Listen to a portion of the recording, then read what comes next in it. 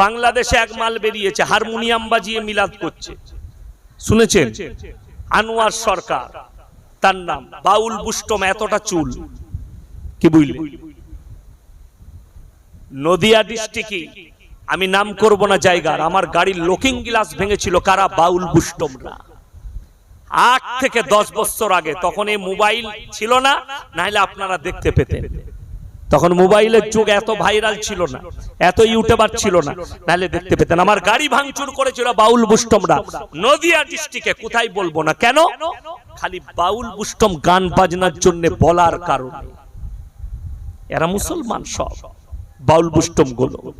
শুধু তাই নয়, কোরআনটাকে আপনি নিজের, আচ্ছা আপনারা বলুন, আপনারা বাজারে গেলে, যিনি প্রশ্ন করেছেন তেনাকেও বলবো, আপনি বাজারে গেলে পচা টমেটোর আপনারা নেন না ভালো টমেটো নেন? কথা বলেন।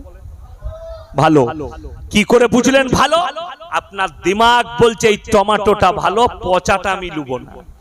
তো তোমার দিমাগের দ্বারা যদি টমেটোর বিচার করতে পারো, একটা মৌলবি তোমাকে গল্প শোনাচ্ছে, একটা মৌলবি তোমাকে বদদিনীতে নিয়ে যাচ্ছে, যে মৌলবি বলছে গাঁজা খাওয়া জায়েজ আছে, যে মৌলবি কোরআনের তাফসীর করে বলছে, শুনেলেন? আপনি যদি কোরআনের মানে পড়তে যান, কোরআনে একটা আয়াত আছে, মদ খেলে ক্ষতি বেশি লাভ কম। কোরআনে আছে এটা, কোরআনে আছে মদ খেলে ক্ষতি বেশি লাভ কম। এরপর যদি আপনি বাড়িতে এই আনোয়ার সরকারের মতো যদি হারামখোর হয়, ওই রকম মাল হয়, ওরে বাবরে, শালা মৌলবীরা তাইলে ভালো করে বলেনি তো, শালা কোরআনটা আমাদেরকে ভালো করে বুঝায়, এই তো কোরআনে আছে মদ খেলে ক্ষতি বেশি লাভ কম। এরপরে আপনাকে আলেমের শরণাপন্ন হতে হবে। কেন? শুনেলেন আয়াতটা, একজন বাড়িতে জামাই এসছে, আপনি ছেলেকে বললেন সকালবেলায় পলাশী বাজারে গিয়ে নাহলে দেবগ্রামে গিয়ে কাতলা মাছ আনবি জামাইয়ের লেগে। কাতলা মাছ আনতে গেছে, তো বাজারে পৌঁছে গেছে, জামাই সকালে উঠে বললে আব্বা আমি কাতলা খাই না, রুই মাছ খাই। ফদ্দই কিন্তু কাতলা মাছ লিখেছে। কি লিখেছে? ফদ্দই কাতলা মাছ। ছেলেকে ফোন করে বললে বাপ ফদ্দই কাতলা লিখেছি, কাতলা লিবি না রুই মাছ লিবি? জামাই রুই খায়।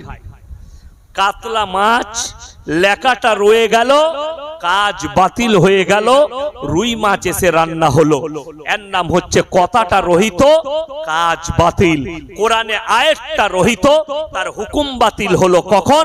এটা তাফসীরের মধ্যে পাবেন, যখনই আল্লাহ বললেন হে আমার নবী তোমার সাহাবীদিকে বলো তোমাদের জন্য, পরের আয়াতে বললেন মদ স্পর্শ করা হারাম। জোরে বলুন সুবহানাল্লাহ। এটা আপনি পরের চ্যাপ্টারে গেলে এর